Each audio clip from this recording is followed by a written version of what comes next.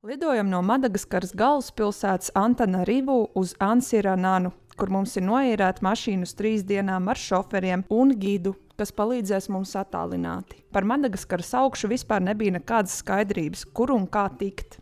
Mūsu lielais vāģis uz 3 dienām aiziet!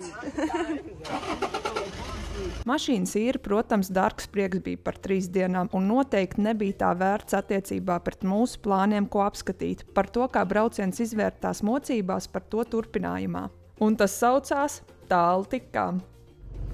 Ceļš aiztaisīts ciet, Džeks taisa vaļā. Nav kur?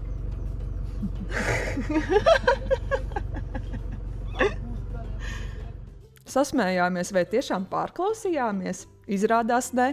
Čelis vienkārši noņem barjeru, un mēs braucam tālāk, it kā nekas nebūtu bijis. Sasniedzam Singiju Roadžu parku. Nedaudz slikti dūši no tiem Madagaskaras ceļiem, bet mēs tik un tā nepadodamies un ejam skatīt, uz ko esam atbraukuši. Šoferi nāk ar mums. Ārā nenormālākās vēlme. Metāla rokturiem nepieskaramies, var apdedzināt rokas. Te upe vēl tecējusi. Viss izžuvis nesezonā. Bet te arī ir mazais Singijs. Kad braucām ar mašīnu šurp, no tāluma šis viss izskatījās kā mākslīgi radīta bedre un pēc teritorijas lieluma kaut kas ļoti mazs. Esot uz vietas, atkal pavisam savādāk. Singija Roadžu Madagaskarā ir aizsargājama teritorija. Madagaskaru valodā Singija nozīmē adata. Šie sarkanie Singiji pārveidojas ūdens un vēja erozijas rezultātā, veidojot zemē arvien jaunas formas. Nelielās virsotnes atgādina smilšu pilis.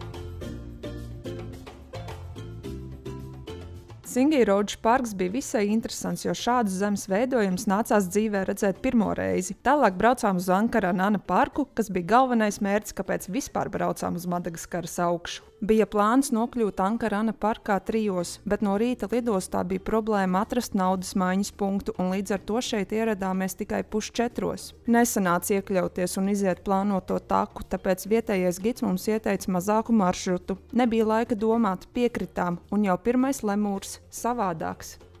Šis te ir kroņa lemūrs. Viņam melns kronīts ap galvu.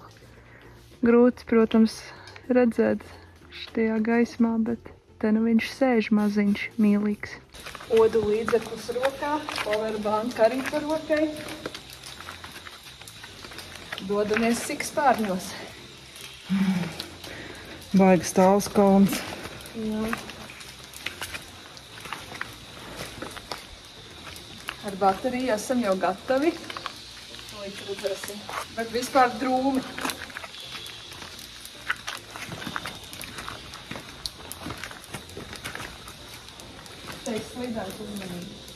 Un ilgi nebija jāgaida. Es nokritu dubļos un riktīgi sadauzīju pēcpusi un muguru. Arī telefons iekrita dubļos. Lieliski, bet nu nekas, ejam tikai uz priekšu. Pasaulē mazākais hameleons, 3 centimetri. Vispār nevarēja pamanīt štajās lapās, bet viņš redzēja. Ērgļats. Nonākam pie Sikspārņalas. Runājot, te bija baigā atbalsts. Gids mums centās ieskaidrot ar pilnīgāko pārliecību, ka šajā upē sezonā ir krokodili. Nu nezinu, kaut kā līdz galam nenoticam. Ejot arvien dziļāk alā, redzam, ka sikspārņi te ir diezgan aktīvi. Alā valda diezgan skaļa sikspārņu andelēšanās. Kā milzīgs kustonis.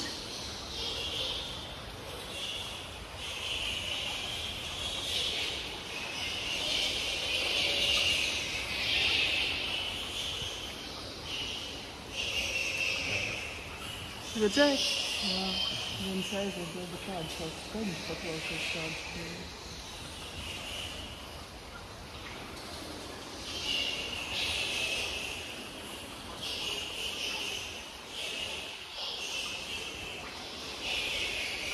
Kur viens zemu baigi nolaidās.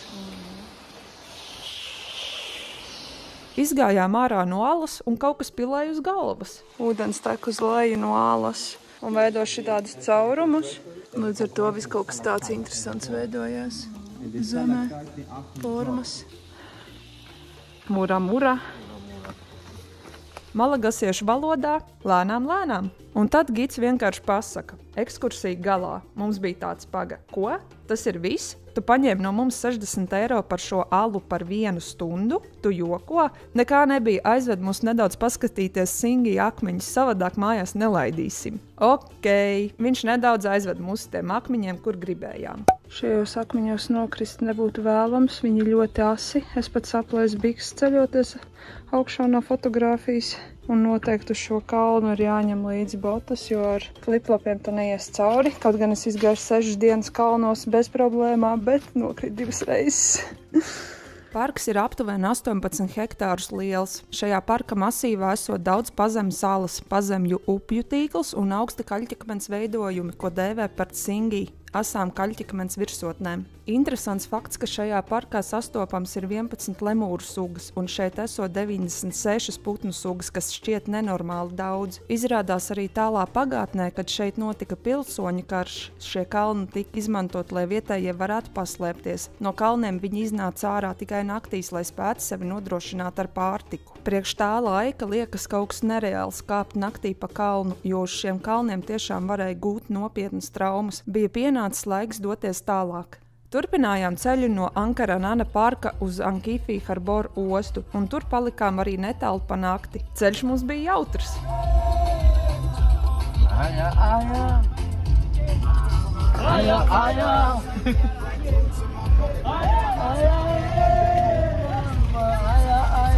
Jautrā noskaņojumā braucām līdz viesnīcai, un tur pārnakšņojām. Agrs rīts, esam Ankifī ostā. Un brauksim laikam pa 22 centiem ar laivu uz Nosībī. Cerams izdosies, ja mūs atkal neapkraps, jo baltos viņiem te patīk šmaukt. Ja paveiksies, tad paveiksies. Bet nepaveicās. Pie pārdevēja būdeņas cena cita. Mums, protams, piedāvā privāto laivu pāri 100 eiro. Neesam ar mieru, jo taisījāmies ņemt dalīto laivu ar citiem cilvēkiem kopā. Arī tai laivai cena par vienu cilvēku diezgan augsta. Noteikti ne 22 centi. Vienošanās par laivu, vienkārši bazars. Visi kaut ko te ņemās, vesels bars kā muši saskrējuši. Neviens nevar saprast, kas vispār notiek.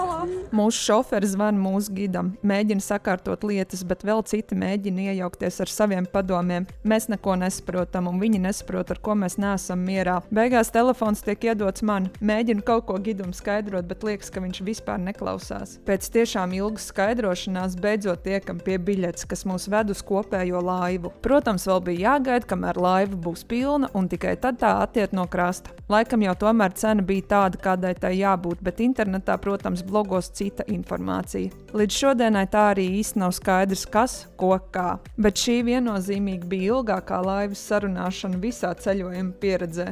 Arī vietējie iedzīvotāji bija aizkaitināti, bet, kad nonācām jau tuvāk Nosībī salai, visi palika jau priecīgāki. Pa ceļam vēl ir Nosī Tanikeli un Nosī Komba salas, uz kurām mēs arī dosimies, bet par to nedaudz vēlāk. Ierodamies Nosībī salā. Mūsu saucamais gids mūs arī nesagaidīja ostā. Mēs gaidījām pusstundu, sadusmojāmies un paņēmām vietējo tuktuku un braucām uz Lemūru parku. Paņēmām vietējo gidu un pēc stundas mūsu gids superzvaigzne arī ieradās. Pats vainīgs, ka kavēja, mēs aizgājām ar vietējo gidu. Pēc parka mūs neatlaidīgais gids sagaidīja un bija jau tuktuk šoferim sagrozījis prātu, ka no mums jāpieprasa 4 reiz lielāka summa par braucienu. Viņš bija kā ērce, no kuras nevarēja tikt vaļā. Naudas afērists. Sūtījām viņu mājās. Tad atgriežamies pie Lemūru parka.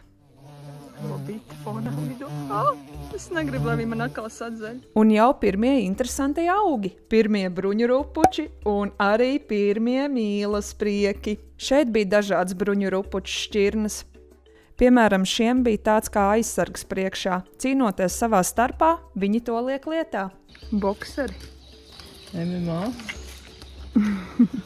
Napoleons un Josefīna. Šie bija ārkārtīgi lieli milzeņi, tomēr ievesti no Seišelu salām, 212 gadus veci un 300 kg smagi.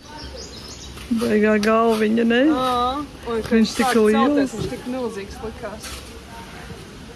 Ķirzaka ieslēgus 5. ātrumu. Vēlāk nonākam pie krokodiliem. Īstenībā krokodili guļ ar muti vaļā, lai regulētu savu ķermenī temperatūru. Un te ir, protams, vēl daži, bet izskatās labi baroti.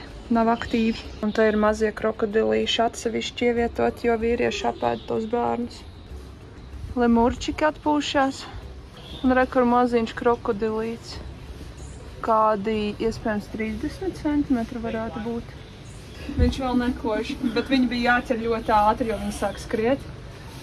3 mēneši šitam te mazaliem kustonim. Labi, es viņu likšu apakaļ. Lai apakaļ, jā. Laidīsim tev mājās. Vienu momentu pat. Ui! Redzi? Atvēr muti. Karstiņam palikt, viņu sasildīt.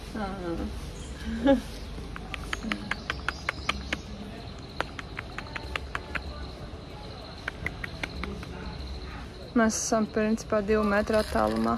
Vai kokā vēl viens mazais sēž? Kroņa lemūrs. Pavisam Madagaskarā ir apmēram 110 sugas ar lemuriem. Un šis ir kronīti, dzelteni. Brūnā ir sieviete. Un vīrietis sēž augšā pelēkais. Šie ar melniem deguntiņiem lemūri. Daudzi lemūri atradās uz mākslīgi veidotām salām. Cik nopratām, ūdens viņiem nepatīk, tāpēc baigi viņi neiespringst uz mukšanu prom. Un vēl bija arī tādi lemūri, kas ir aktīvi tikai naktī. Pa dienu viņi guļ. Un ir arī žibčiki. Šis maniem dzīvojās. Vai pat tevi pārlec? Vai pat es klausos viņu.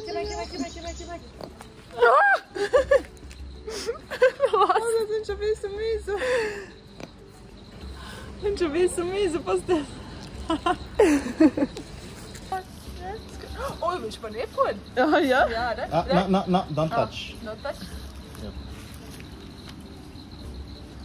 No. Šie bija draudzīgi līdz brīdim, kamēr tu viņam dod kaut ko uzēst, pēc tam jau zūd kokos. Ēdiens? Kur ēdiens? Es laikam kaut ko kavēju. Skaties. Nu. Ķemek. Visā ceļojuma laikā šis bija mūsuprāt visforšākais parks. Visi tie lemūri tik draudzīgi un rokās devās, ja vien dod viņiem kaut ko ēdamu. Izrādās, ka šie abi lemūri ir viena šķirne, melnais esot tēviņš, bet brūnā mātīte. Sākumā visus brūnos lemūrus iesaucām par opīšiem. Ķemek.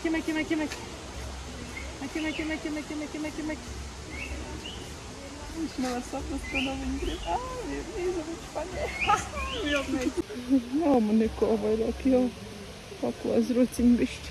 Nu, ja nav, tad nav. Mēs zūdam kokos. Tad, kad būs ēdiens, piekāpjat. Tikmēr citā kokā. Viņš kustās.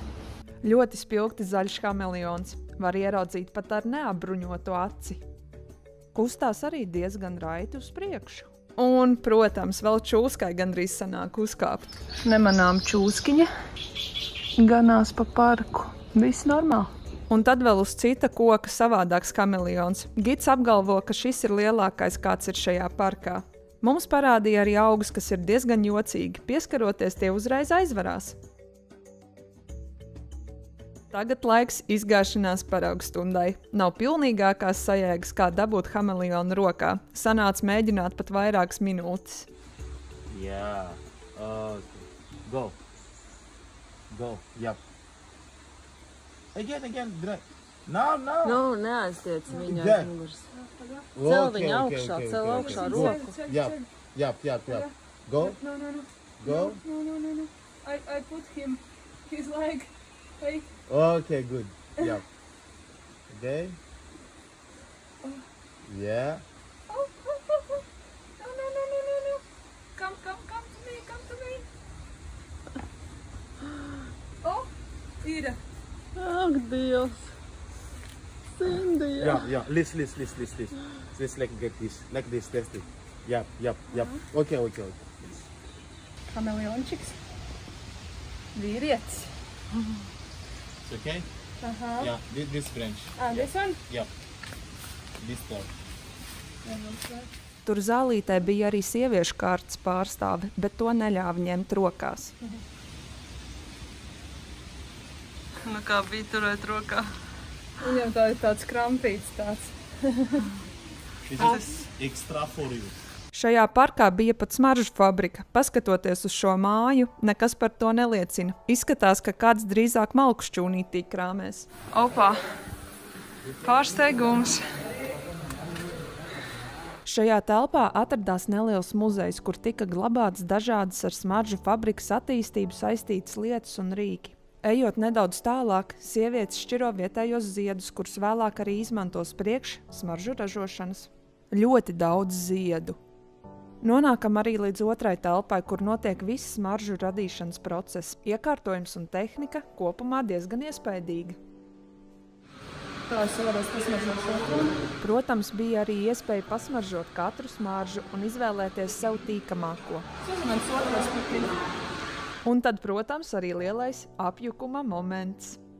Bijām izstaigājušas parku, suvenīrus nopirkušas. Parks mums tiešām ļoti patika. 10 no 10. Pabraukājām ar tuktuku pa pilsētu un nonācām tirdziņā. Atmosfēra diezgan haotiska, bet tajā pašā laikā arī mājīga. Ja jāsalīdzina ar citām Madagaskaras tirgus vietām, laipni lūgt mājīgajā haosā.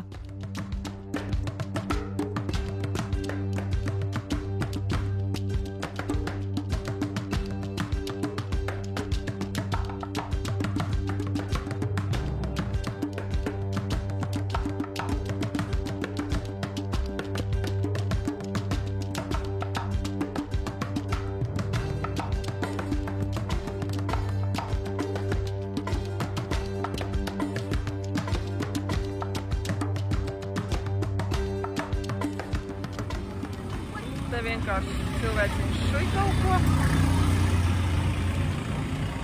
Vēsā mierā tirgu, tepat banānas tirgu.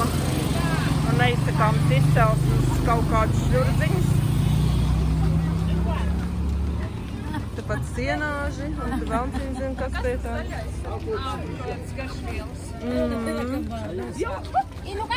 Tepat govs brauc cauri. Te karaši viss notiek. Tepat mašīnas, tepat tirgus, tepat sienāži, tepat viss no maisiem notiekās.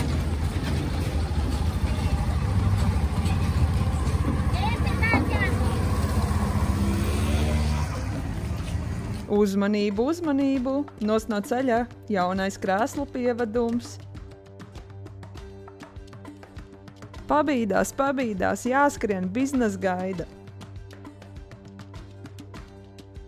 Tepat pārdevēji arī uzcirtušies. No sākuma nezinājām, kas tās par maskām sievietēm. Izrādās, ka pret sauli. Baigais aizsarkrēms. Sīkais noķers vistais kājā. Nes. Un tāds ir vistu tirdziņš.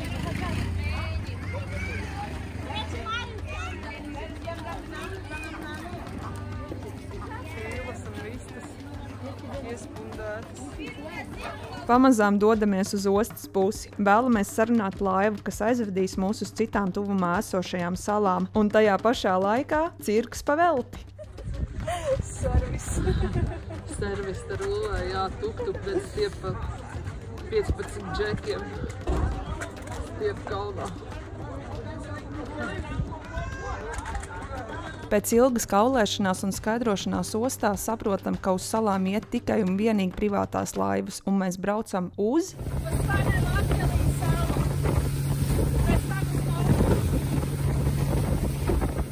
Brauciens ar laivu rīt palegdamies. Vējš, kas sits sejā, liek justies perfekti. Nedaudz var atveldzināt ķermeni vēsumā un baudīt skatus.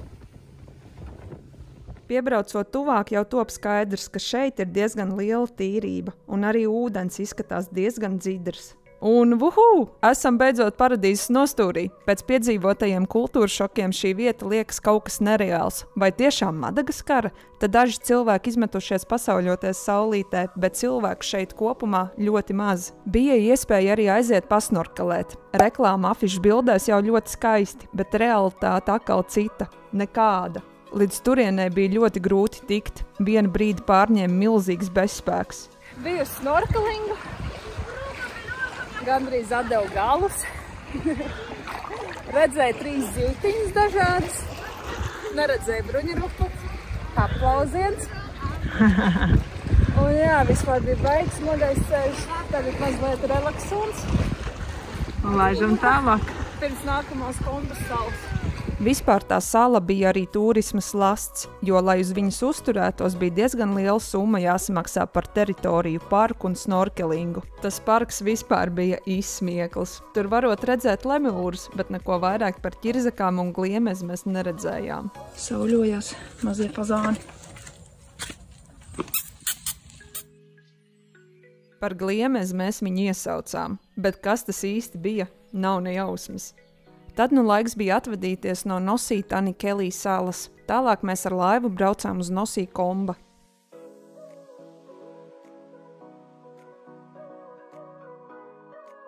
Šeit jau sala bija apdzīvotāka, bet arī salīdzinoši sakārtota un tīra. Protams, piebraucot tuvāk ostai bija mazliet bardaciņš, bet tas viss pie lietas. Pa visu salu principā bija 2 privātās turistu laivas, jeb kopumā ap 5 turistiem. Vietējie turpat smīkņā, ko mēs šeit esam pazaudējušas. Pa lielam viss salas sastāvēja no suvenīru bodītēm, bet vienalga forši, ka šeit atbraucām, jo pa visu Madagaskaru nopirkt kādu suvenīru, kas paliktu pa piemiņu, bija problēma. Vēl uz šīs salas bija lemūru parks, bet mums ar lemūru parkiem jau bija pietiekami. Izvēlējāmies vienkārši pastaigāties pa salu un pielikām vietējos pie darba, lai nogriež mums kokosriekstu. Šaus pa velti. Ar mačeti.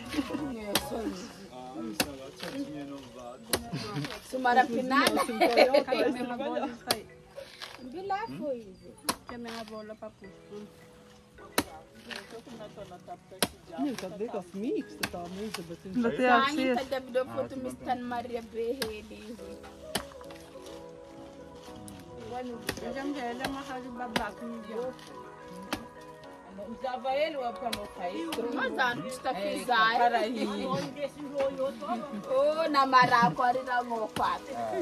Salmiņā viņi mums neiedos. Būs kaut kā jādzer vienkārši.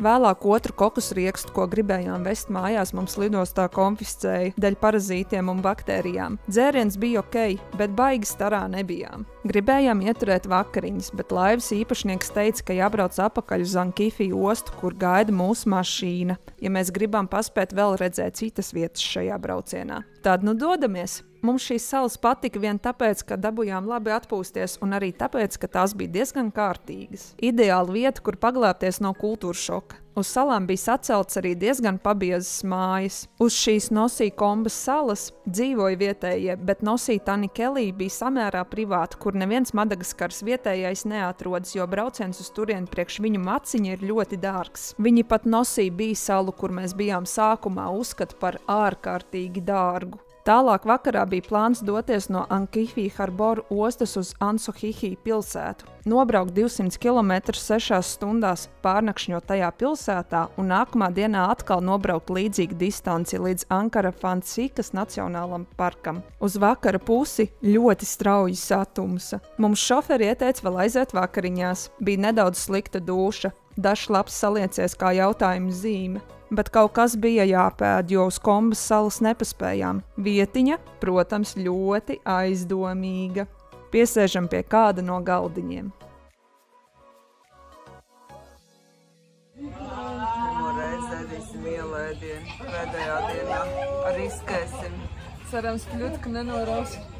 One soup and one patatas. Galdiņa dekorācijas arī nenosakāmas izcelsmes. Neviens tāpat angliski nerunā, ar ļoti lielu improvizāciju prasu kartupeļus ar atslēgvārdu patates. Sieviete pasmaida, it kā saprot, bet vēlāk atnes ļoti aizdomīgu ēdienu. Nevarēja saprast, kas tas ir, un ēst arī bija bail. Es palūdzu rīsus. Kafejnīciņā ēdam pirmo reizi tādā. Aizdomīgā vēl pie tam. Pilnīgi nekur nesaprotam, kur mēs atrodamies pašlaik. Bet cerams, ka nenorausim šķidrus vēdarus. Jā, rīt pēdējā diena beidzot, ka mājās brauks. Bet vai aizbrauksim, vēl nezinām. Īstenībā saimniecei cepuri nost. Viņas zebo buļļu šašliks bija izcils, pat labāks nekā turistīgajos restorānos. Super! Turpinājām ceļu. Ceļi bija šausmīgi briesmīgi, un plānoto 6 stundu vietā mēs braucām 10 stundas. Nonācām līdz hotelim un zvanījām gidam, vai tiešām mums laiks atļauj palikt tajā hotelī. Viņš, protams, teica, ka varam, un rītā varam turpināt ceļu. Tomēr viņš vienalga nebija lietas kursā, ka mums jau nākamās dienas vakarā ir lidmašīna, un tikai vēlāk ieplet acis, ka mēs varam nokavēt. Mēs laicīgi jau bijām informējuši viņu par lidmašīnu. Šis mūs ļoti sadusmoja, sanāca ar viņu izlamāt. Arī šoferi nebija priecīgi par to. Iespējams, to gidu atlaida, bet viņš to bija pelnījis.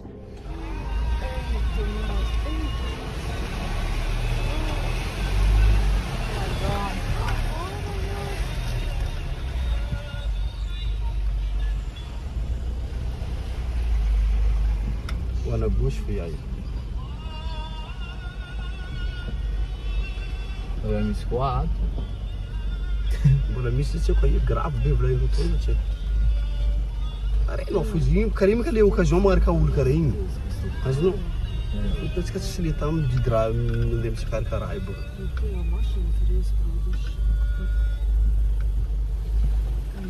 Nu că ziua sta că la mandalu, uitați că. Azi am anjul să nu na că tu.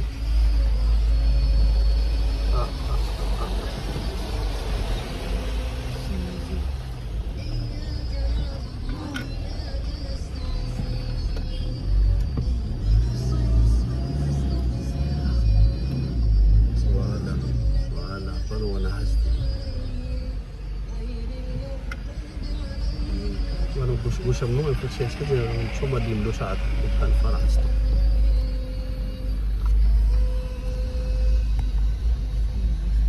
Jedzie, te am neamane neava. Pieļauj domu, ka šoferis izmet kādu joku avarējušajam busiņam, jo te daudz stāvēja un nezināja, kur likties. Tikmēr gaidām mēs arī ar ieslēgtiem avārijas signāliem, kamēr cits automobīls šķērsos milzīgo bedri. Un labi vien bija, ka neizvēlējāmies riskēt un palikt vēl vienu nakti hotelī. Mēs braucām atkal nākamā dienā tikpat šausmīgi ilgi, vēl 10 stundas, un knapi paspējām līdz nākamajam parkam. Protams, gulējām mašīnā un ar sliktu dūšu, jo ceļu stāvoklis bija neizturams. Mums bija arī žēl šoferu, bet esam pateicīgs, ka viņi izturēja šo mokošo braucienu. Viņu acis bija sarkanas un pārgurušas no briesmīgo ceļu spriedzes, bet ārkārtīgi milzīgs paldies viņiem. Ja mēs tiešām būtu palikuši hotelī pa nakti, mēs būtu nokavējuši arī lidojumu no Madagaskaras atpakaļ uz Latviju. Pilnīga katastrofa. Beigās arī uz to parku neaizgājām, jo ātrāk gribējām tikt līdz lidostai Mahajungas pilsētā. Mēs saprotam, ka ceļi ir briesmīgi, bet uz kaut ko tādu mēs tiešām nebijām gatavas. Šausmīgi briesmīgi.